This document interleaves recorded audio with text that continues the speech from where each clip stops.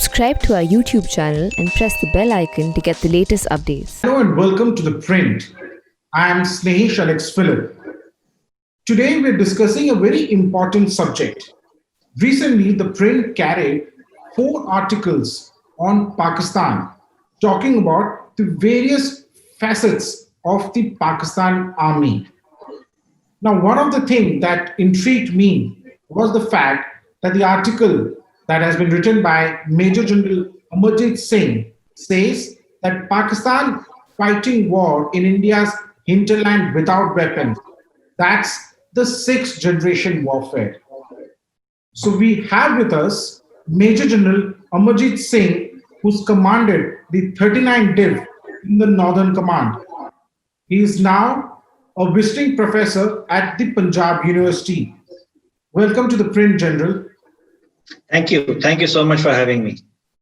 So to begin with, as I mentioned, your article, you've written 4 long pieces on the Pakistan Army, the history of it, how the Pakistan Army operates. And of course, your, one of the articles which was done on the 23rd of October, it mentions about the 6th generation warfare. Now, this is a term that really caught my eyes. So before we get on to the 6th generation warfare, if you could explain to me as well as to the viewers, what are the different generation warfare that one talks about from 1 to 5? Okay, formally the 5th and 6th generations are not formally acknowledged as the 5th and 6th, but it is being talked about. Yeah. But the 1st, 2nd, 3rd, 4th have been very well defined and everyone knows about it. But the 5th and 6th generation warfare is still being studied and still being evolved, and the theory behind it is still to come out in the context of naming it as the 4th and 5th and 6th generations of warfare. Okay. So I will just tell you how this generations of warfare is classified and what it is. The main objective of war is to impose your will on the enemy. Absolutely. That is, make him do what you want to do. Once you've got him to do what you want to do, then you have actually captured his wherewithal he's got, his economics, his social, his people, his land, and you can do what you want to do. So you've achieved the aims of war.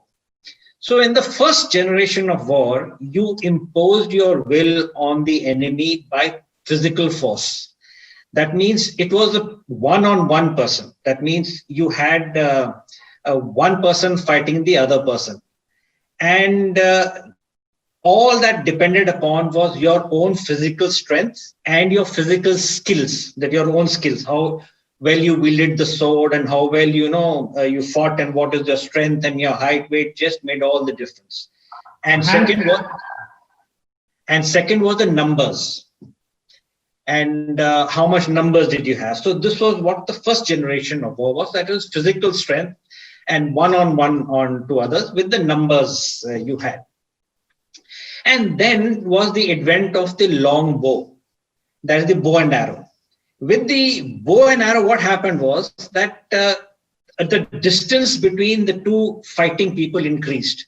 That means a person with lesser strength could kill a person at a distance with the bow and arrow, with an arrow.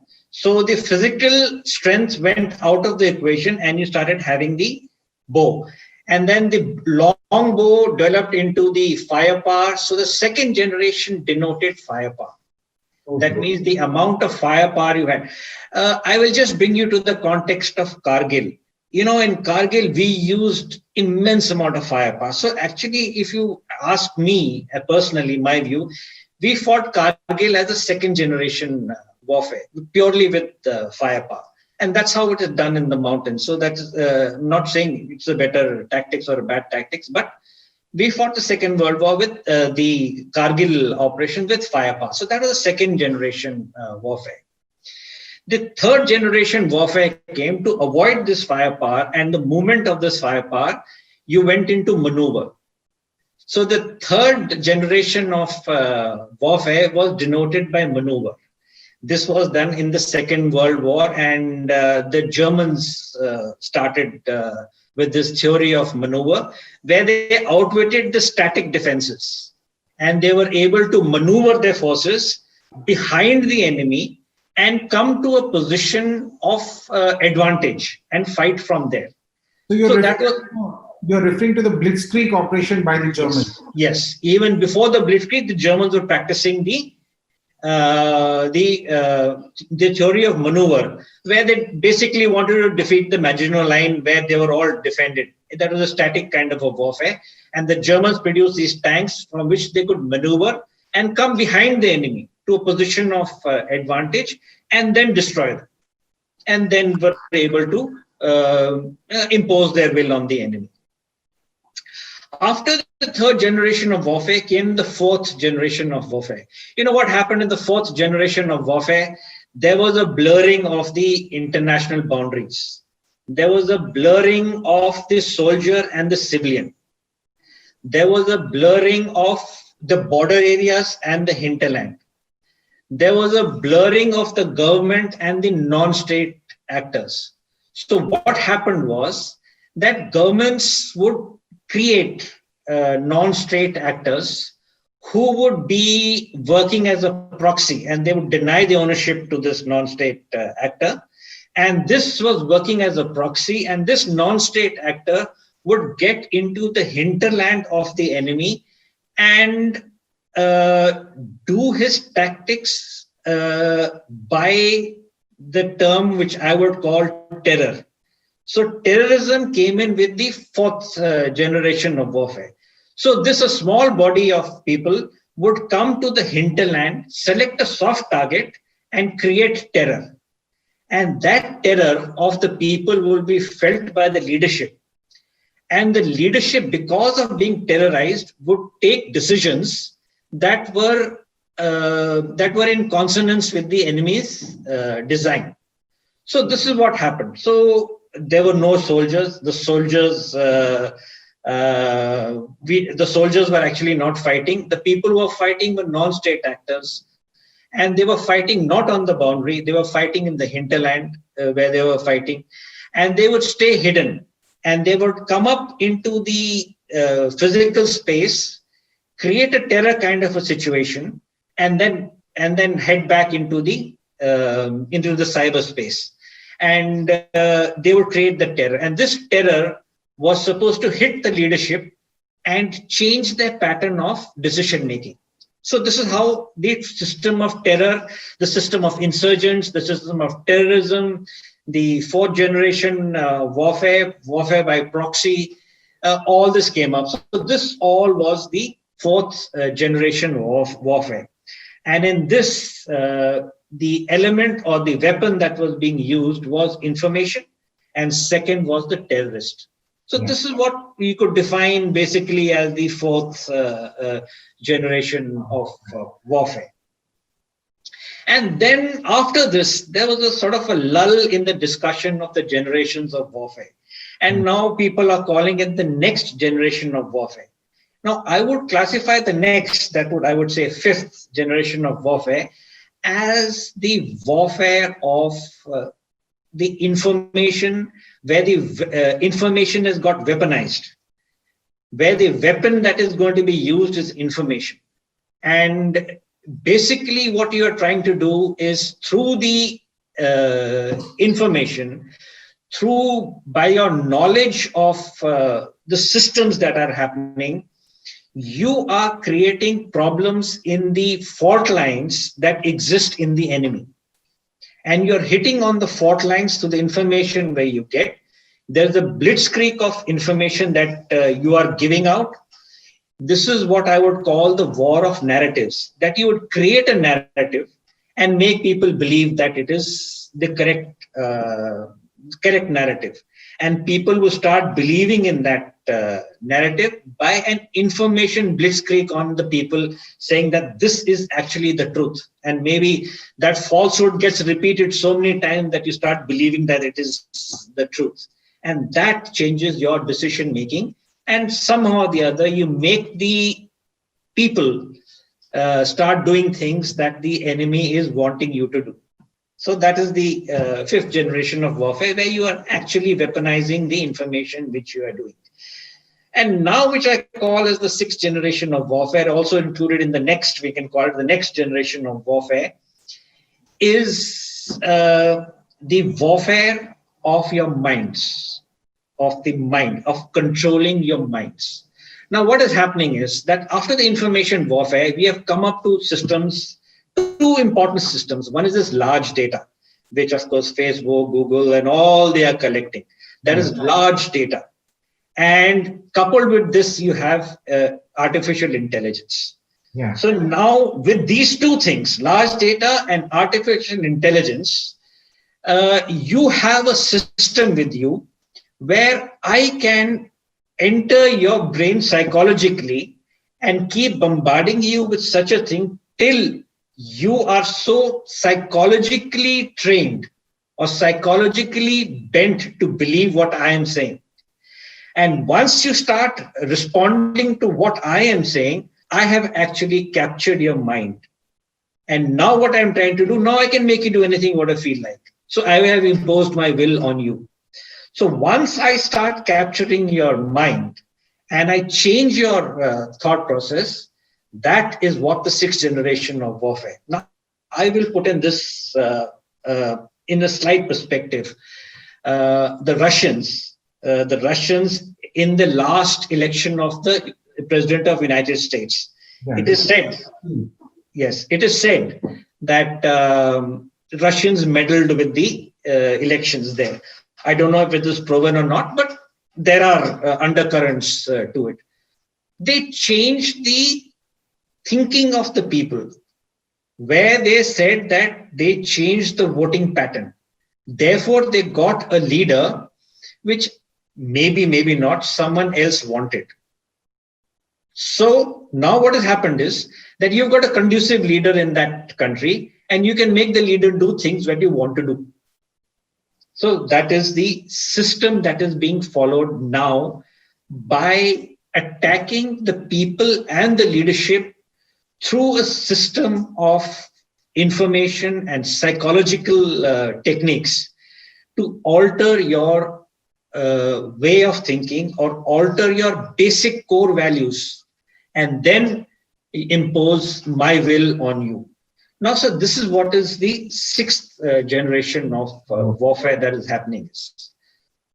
So this is it. And in the sixth generation of warfare, we have something called as the reflexive control. So that means it's the same thing in business, what you want to do. Like what Facebook is doing. Suppose I want to buy, say, a washing machine, and I go and select a washing machine, and I go and do a research on which is the best washing machine. As soon as I start searching for washing machine, Facebook gets to know that I want to have a washing machine. And then they will bombard me with a particular brand. And whenever I go to select which is the best, that particular brand will always come out to be the best. And I will do 4, 5, 6. So my research automatically, whether good or bad, will say that this machine is the best. So what do? I buy that brand. So what has actually happened? Actually, what has happened is that they wanted me to buy the brand. But now when I bought the brand, I said, boy, I've done so much of research. This is my decision. I've done so much of research. I'm so good. And I bought this machine. I am so happy I bought this machine. But actually what has happened? They wanted me to buy this machine. So in the end, they have achieved what they wanted to do. And I'm feeling very happy that I made a good decision. Now, I don't know, because I was bombarded through AI, whether the specs or the sites that I have reached have actually given me the correct information. I am not sure. But I am very happy with my decision. So they have made me buy. Now you convert this into strategic and international relations. Just convert this into international. I am a leader. I want to take a decision. Now I need some information. Now where do I getting the information from? Now if I'm getting the information from spurious places and places which are trying to change my decision making, the information which I am getting will change my decision. And when I take the decision, I'll be very happy I've taken the decision. But he has actually made you to take that decision. So he's controlling me. This is what the AI and large data is doing today. It is very well established in the business world, but the same thing is going to be established in the strategic world, where decision making and the minds are going to get controlled. This polarization is a direct manifestation of controlling our minds. You are one way or the other way, because there are two parties hitting your mind. So there are no people in the mid zone. You've got polarized on either side. So these are the effects that are taking place of the which I call the sixth generation warfare. It's not yet been defined as sixth generation, normally referred to as the next generation of warfare, where the weapon is the psychological tools, artificial intelligence, large data. And the objective is capturing your mind. And the world and the person who captures a larger number of minds is the ruler. General, I must say that I've never come across someone who's explained such a technical issue in such a coherent manner that I was just listening to you and did not even get in and ask any question, though there were many questions in my mind, but you answered all of them on your own. General, you mentioned the first, second, and third generation warfare, and somehow it is for the fact that India has excelled in the first generation warfare. It has the capability in the second generation warfare, and it also has the capability in the third generation warfare. Now, these are the three generations of warfare that Indian forces, be it the Navy, be it the Army, or for the Air Force, have excelled and have built their domain. Now, when it comes to the fourth generation warfare, use of non-state actors, I'm not saying that India should do it, but in your article, you mentioned the fact that the fourth generation warfare is Pakistan's forte. Now, isn't this fourth generation learning that they've got from none other than from the CIA, which helped them, get into the fourth generation warfare in Afghanistan? Yes.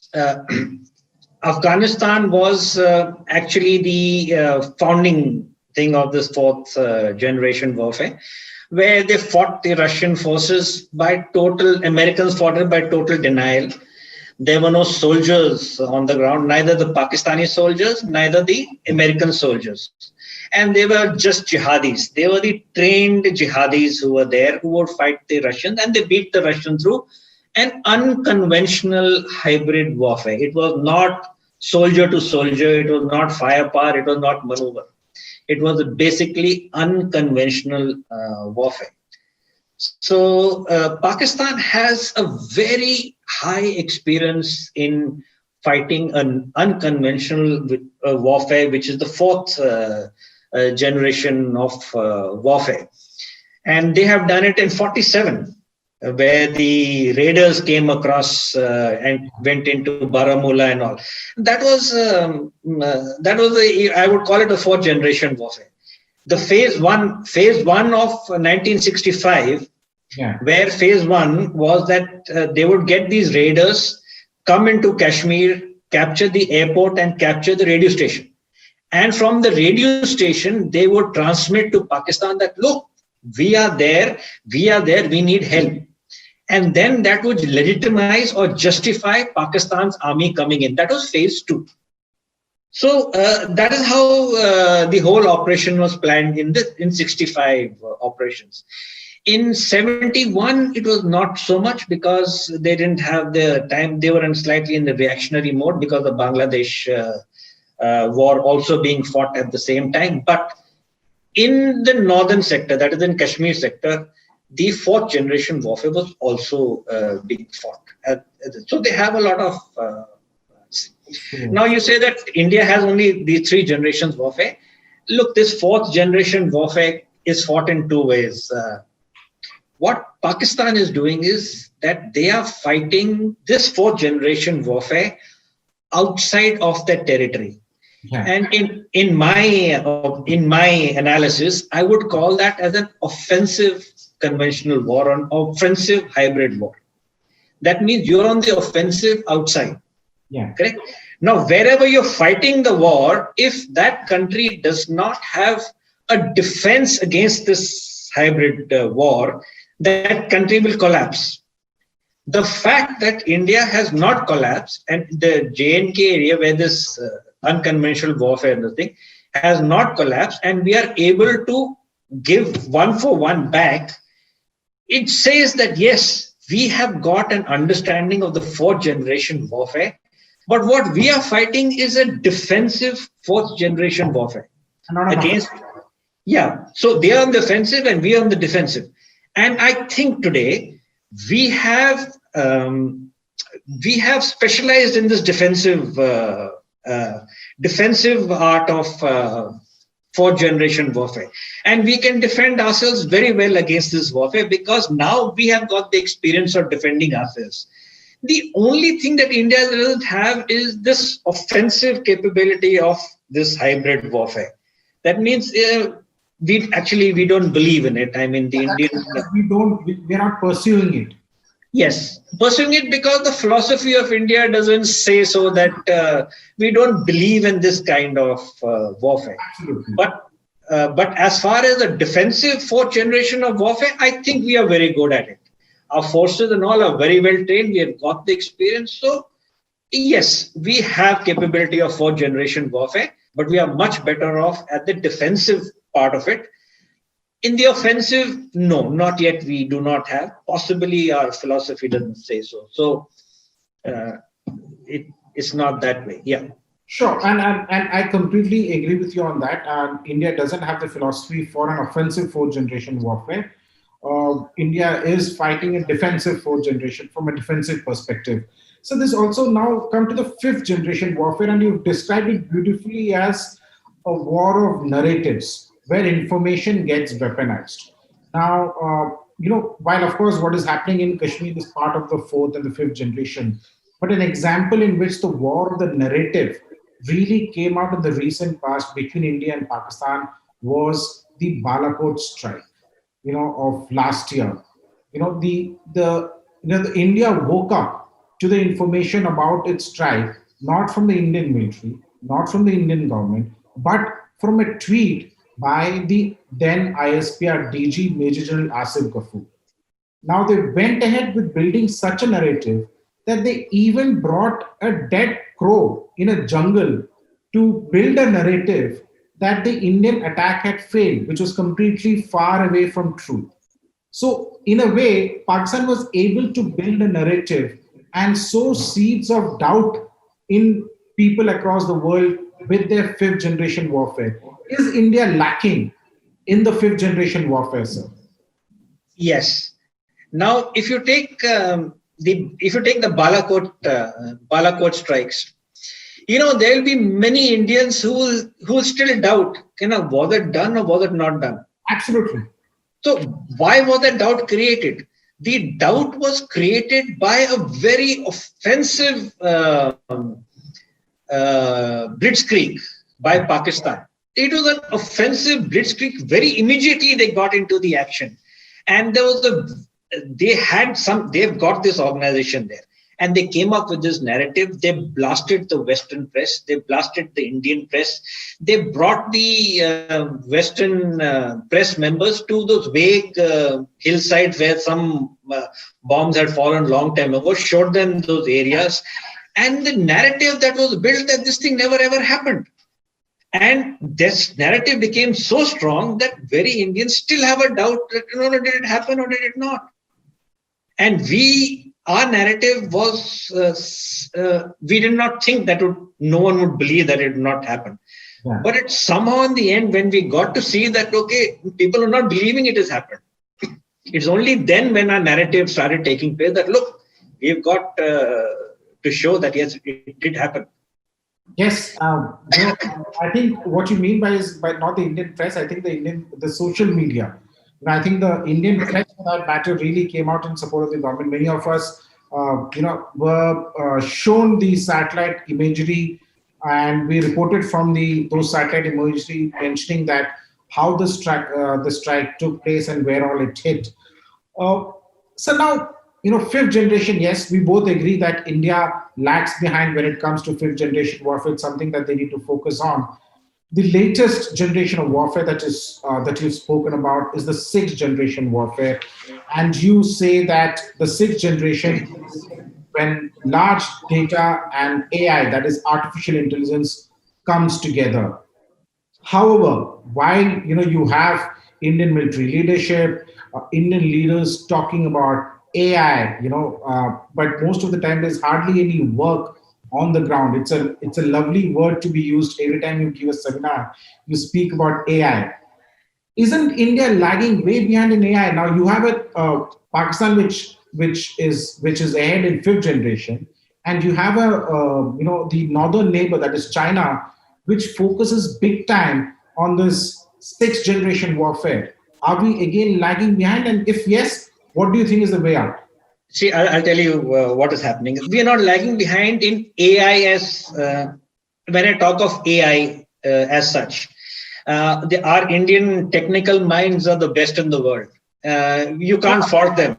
And I believe that the most of this AI is being controlled by the Indian mind. I mean, the generation of the new technologies and AI and all controlled by the Indian mind. I mean, the Indians, but they are not being strategically put into warfare.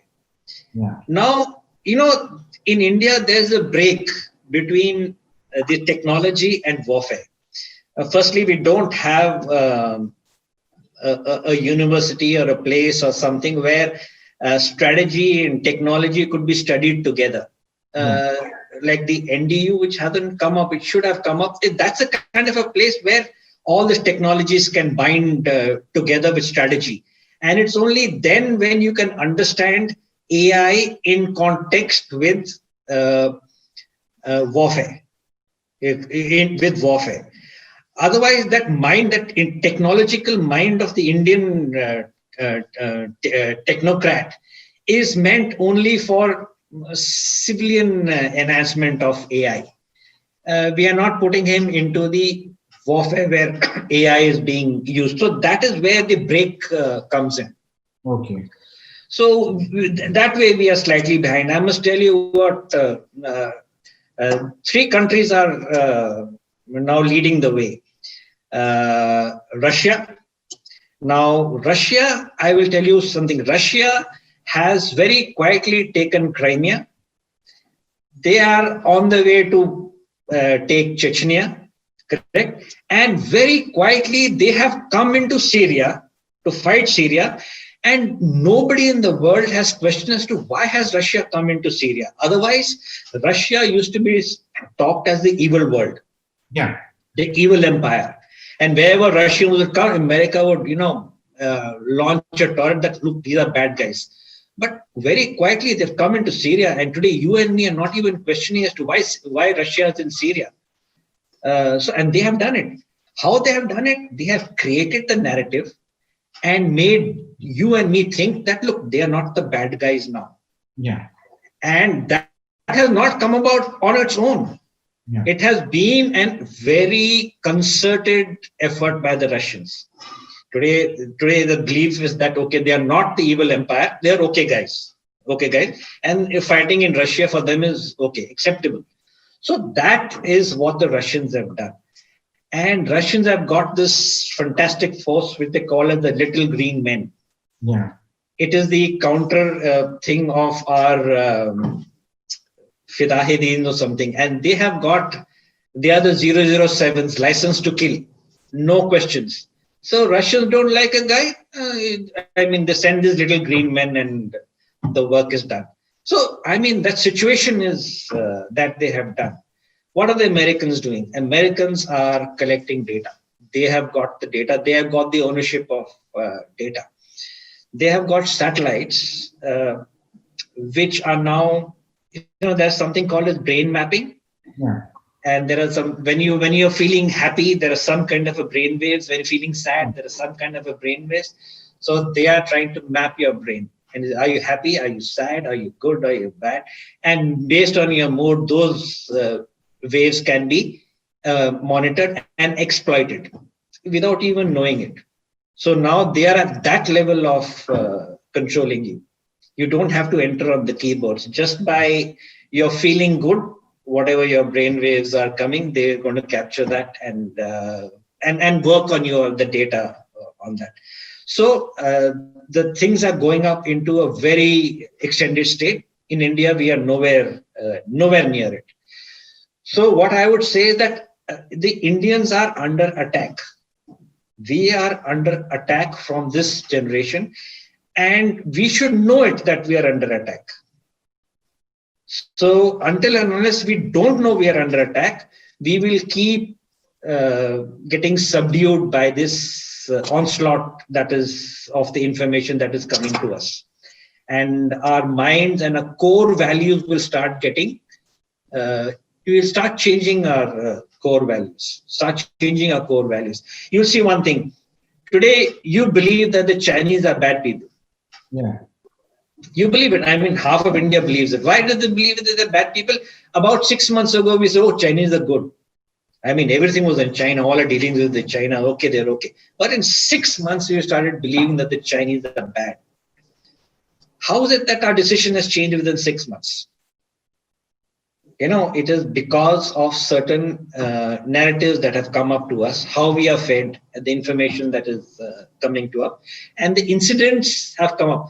The incidents have come up, but they are exploited in a certain way. So that is how the future war is being done. And America is building up its a sort of consent. They want some consent from the world that they are still the world leaders. And there's a doubt in America whether they are world leaders or not. So they are reiterating to the world that, look, we are still world leaders and we will knock off China if it tries to take their position. So now the fight is between America and China for world hegemony. Who is going to be the global? China. Who is going to be the global hegemon? No doubt about it, sir.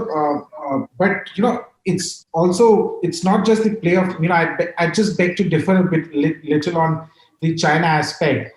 And it's not just the play of narrative that is, then I think what China has done is his own doing. The fact that, despite all the talks, despite the bonhomie that was visible, the Chinese did what they did in the month of in the month of May. And what later happened in June completely changed the dynamics from the Indian perspective.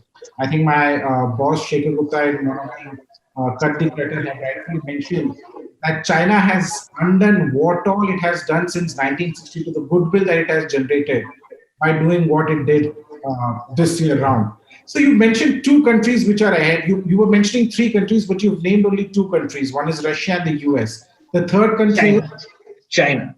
China is very quiet about this. China is very quiet about this. They have the wherewithals. They have the institutions for this. There are certain areas where you're not allowed to go in China. Yeah. And that is where these things are happening. So the Chinese, what they are doing now, they can do only once they have this system in place. And I believe they are very strong in this next generation of warfare, where they have got their systems. Within China, the Chinese people's minds are totally captured. Why? Because it's not free. I mean, the Google or what we use, or the Google app which we use, they don't use the world this thing. It's the one created by China, and where that is edited and that is restricted. So the Chinese people are very much, their information control is done by the government. So what the Chinese people are being fed is very different to what the world is being fed. So internally they are controlled.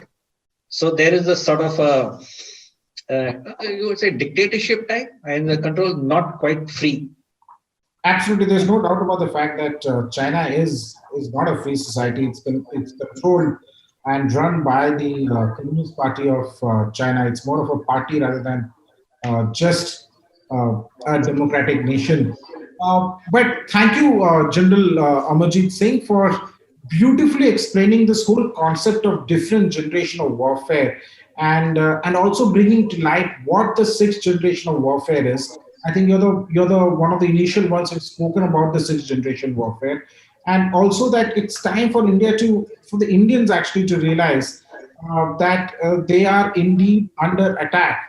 And by attack, I don't mean a physical form of attack, but the sixth generation warfare attack.